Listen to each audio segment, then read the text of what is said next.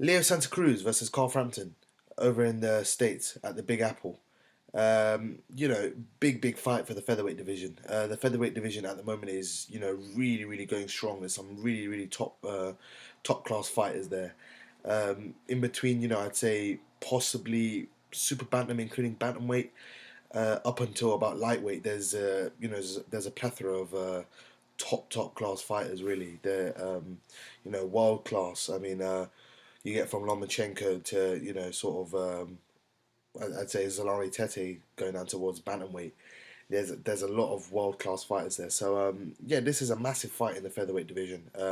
Carl Frampton's obviously stepping up from super bantam, challenging Leo Santa Cruz, who won the vacant WBA super title against Abner Mares.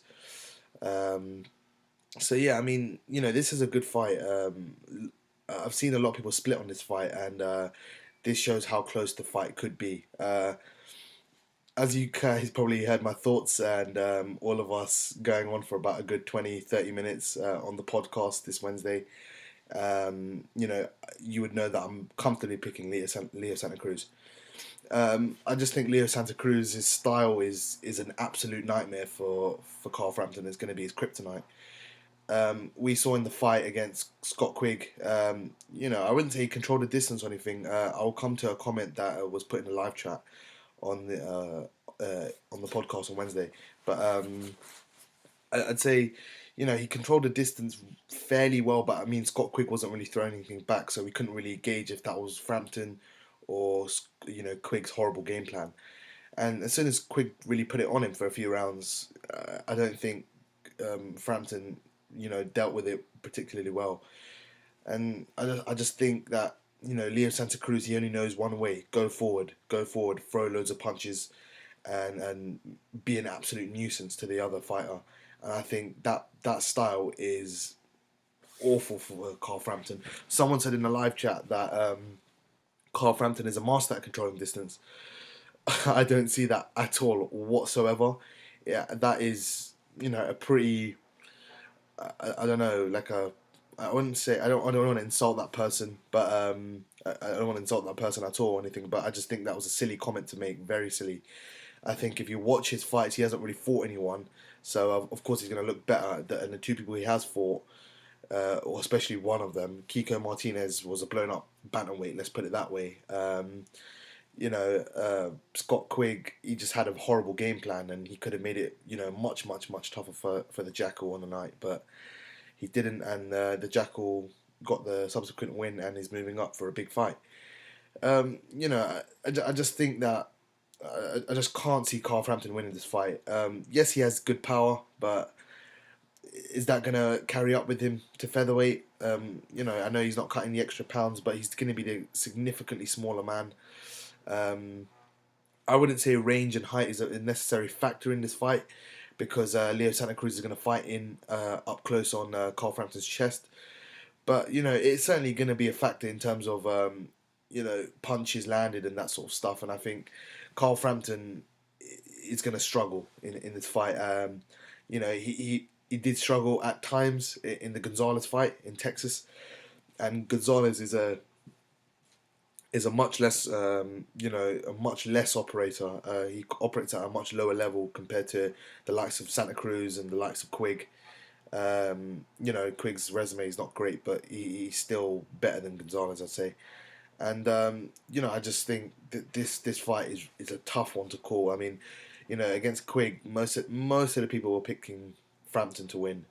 In this fight, I'm seeing a lot more people will side with Santa Cruz on Twitter and in the comment section of YouTube videos, on the boxing community, that sort of stuff. So I just can't see myself picking Frampton to win. It's unfortunate. I quite like Carl Frampton. He's a good fighter, but I just think Santa Cruz is a tough ask for anyone at featherweight. I think he'd give Oscar Valdez, who's just won a version of the world title, WBO.